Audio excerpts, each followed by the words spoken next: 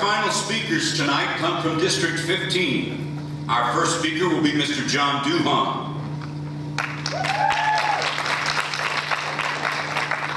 Thank you, CAE and Monica Abear for hosting this. I'm John Duhan. I'm married to Deanna DeJulia Duhan. We have 4 kids, 2 of them in education. 2 of the smart ones are an architect and a physical therapist.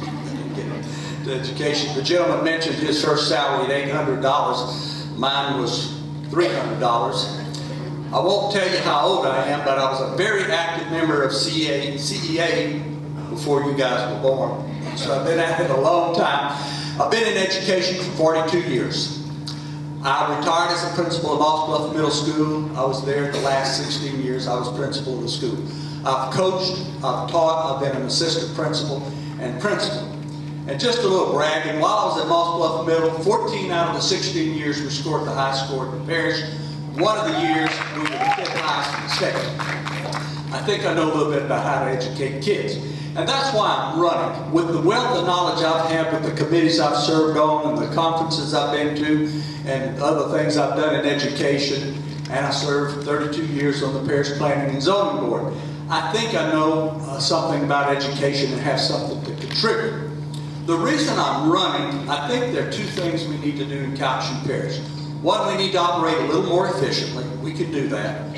And one is we need some long-term planning. Like the other gentlemen have said, we got a heck of an increase in our population coming in industry, and we got a lot of kids coming this way that need to have a classroom. We're going to have to do something. We're going to have to plan long in advance to do that. And I'm looking forward to planning with the people that are elected here, because I want to be a parish-wide school board member.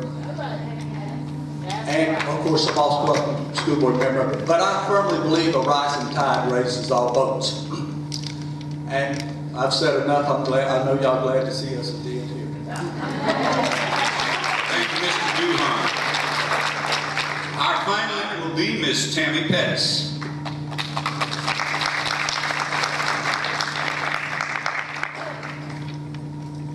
I'd be remiss if I did not first explain why I chose to do this, but there's some other things I want to get to since we only have 2 minutes. Ever since I was a child, I was told that I had a servant's heart. And when an opportunity presented itself to serve, and to serve in a big way, I figured I'd be crazy not to jump on it. I didn't want to be 80 years old wondering what would have happened had I gotten into that school board race in 2014. Well, now I know. My pastor always says that the best ideas are in the graveyard, so mine will not be there. The idea to do this will not be there.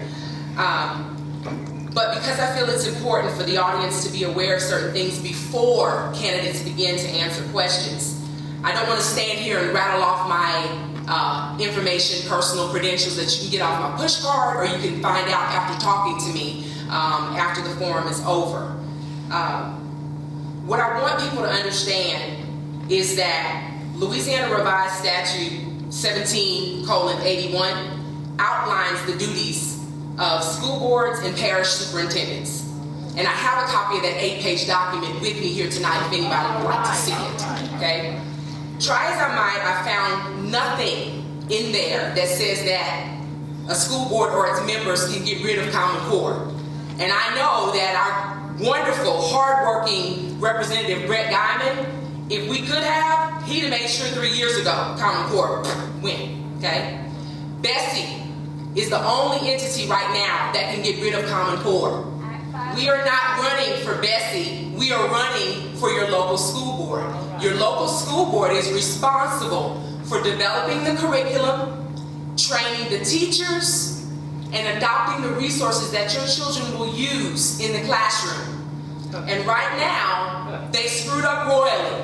Sorry guys, there's some people on this school board that are friends of mine, and I wasn't afraid to tell them they screwed up royally when they chose Eureka Mack.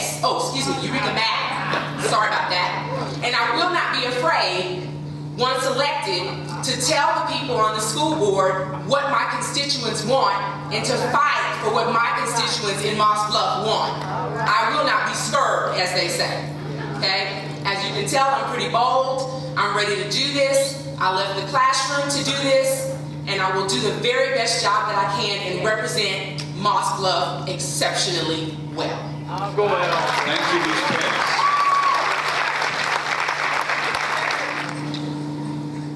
Okay, final question for District 15. With homework extending more and more into the home, how do you encourage parent involvement?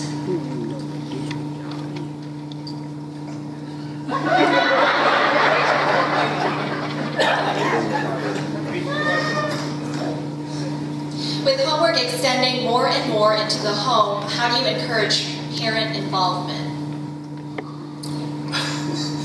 You mentioned parent involvement. I always used to say, they used to always say to us principals, you need to get your parents involved.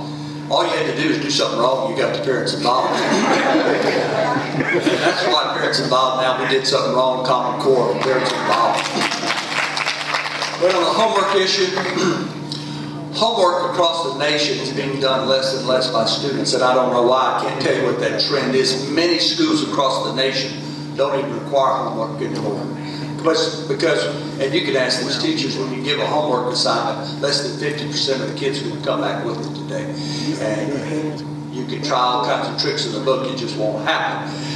I'm not real sure how you get parents involved. I know in our orientations, I used to tell parents how important it was. And I'll give you one little scenario. I used to tell parents, there's nothing more you can do to improve your child's education than get them to read. How many of you buy a newspaper? How many of you buy a magazine? How many of you read a book at home? And then they didn't do any of these. I said, well, how do you expect your child to read? So it's very difficult to do that. Of course, we can always try to do it, but it's all right. Thank you.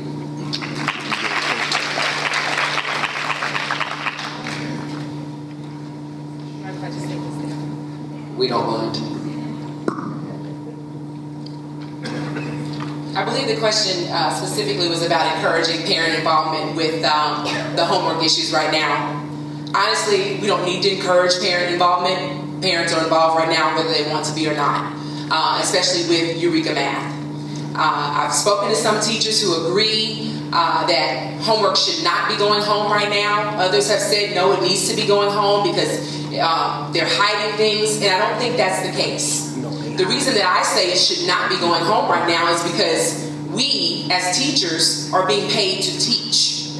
When I was in the classroom, I rarely sent homework home. I wanted to be the resource for my students in the classroom. Some of my parents had not seen some of this stuff for 20 years. Why would I send it home and then force a parent who's already tired to help that child with that homework?